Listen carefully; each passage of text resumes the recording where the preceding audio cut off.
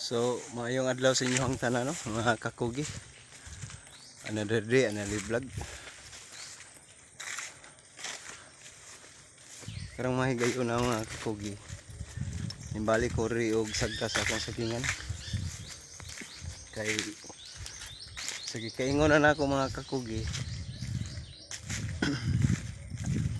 Ako nang kuhaon ng mga guwang dali. Kiyan na ako sa akong buyer. Bisan gamay, basta naalang.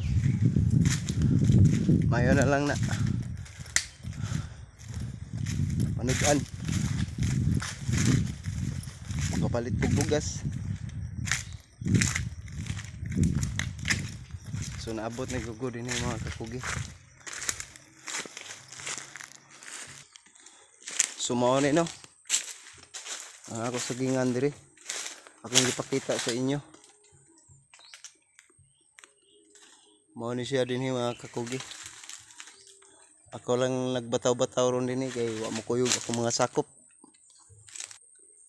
So na ako'y nakita diri usa ka bulig nangahinog na.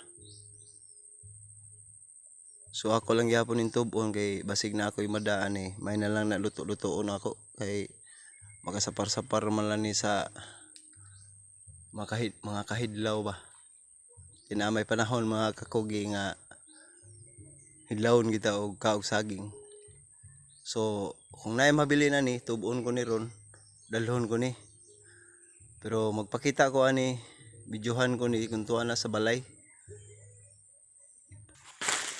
So mangita pa jud og lain diri mga kakugi kay inilaging ay maka regular na kayo kay tungod sa atong trabaho ba. Kani makuha na ni siya. Pero isa ka bulig mga kakugi ay.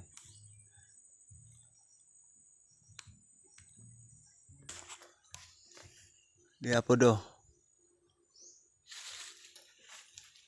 So anyo makita.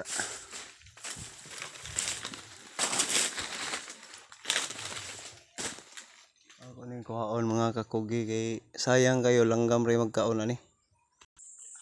So murag tulo ra gini ka bulig. Akong ma-harvest ron mga kakugi kay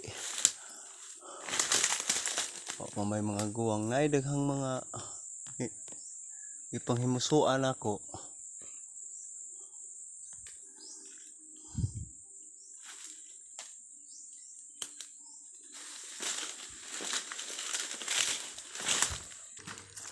Ako pag yun yung suroy-suroy karon kay basig na dili na ako makitaan.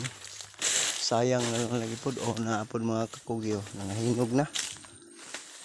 Pero papadulan ha. Nangahinog na. So mo lagi na.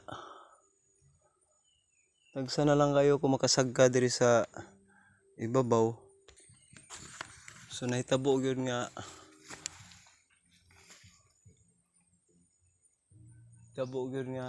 di na gyud nato maatiman kay sa man nga busy man ko usahay sa akong mga trabaho lagi.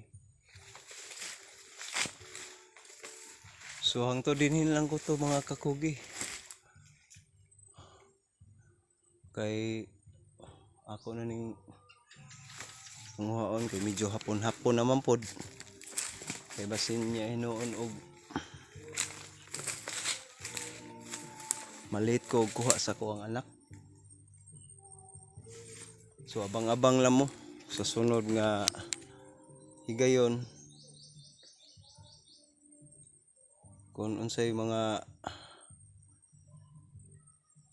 posible na akong mabidyohan. So ang tudin lang ko to, mayong hapon ganyong tanan.